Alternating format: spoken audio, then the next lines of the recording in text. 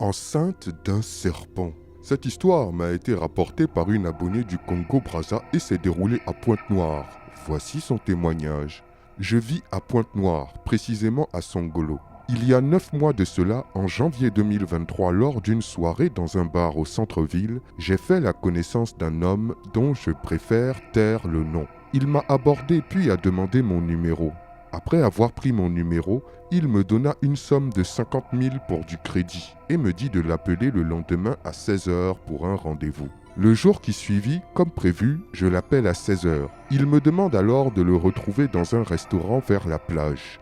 J'y suis allé. On m'a apporté le menu en me disant qu'un monsieur s'était déjà engagé à régler la note. Je commande donc à manger et à boire. 3 heures de temps passèrent et le monsieur n'était toujours pas là. Il m'appela pour me dire qu'il a eu un léger contretemps et qu'il ne pourrait pas venir. Avant de partir, la serveuse m'apporte une somme de 50 000 pour mon taxi de la part du monsieur pour s'excuser de ne pas être venu. Aux environs de 23 h le même jour, l'homme m'appelle pour s'excuser et me dit que j'étais très belle dans ma robe rouge. Pourtant, il n'était pas venu et je n'avais posté aucune photo ni vidéo sur les réseaux. Le lendemain, il me donne un autre rendez-vous pour un déjeuner.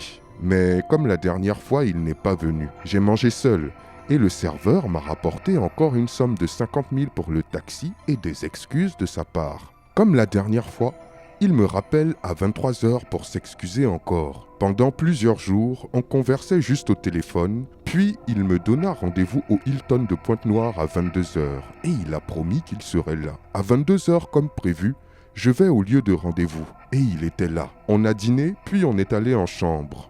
On a fait l'amour. Il était très doux et tendre. En rentrant, il m'a remis une somme de 500 000 et m'a regardé dans les yeux pendant près d'1 minute sans rien dire. Puis il est parti. Depuis ce jour, il ne m'a plus appelé et j'ai jamais pu le joindre. Une semaine plus tard, j'ai commencé à ressentir des douleurs atroces au niveau du bas-ventre et des pertes jaunâtres liquides s'écoulaient de mon entrejambe. J'en ai parlé à ma voisine et elle m'a emmené chez une tradipraticienne. Arrivé sur place, sans que je ne lui ai rien dit, la dame me raconte en détail ce qui s'était passé avec l'homme. J'étais bouche bée.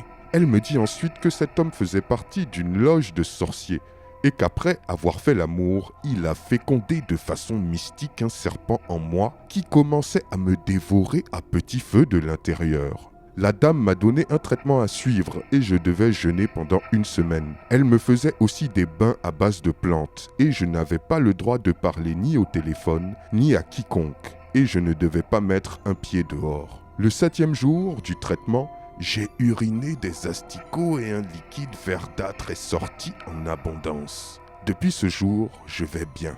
Voilà mon histoire qui s'est déroulée à Pointe-Noire. Waouh! Cette histoire fait froid dans le dos. Dites-moi ce que vous en pensez dans les commentaires et je vous dis à très bientôt pour une nouvelle vidéo. C'était Takashi J.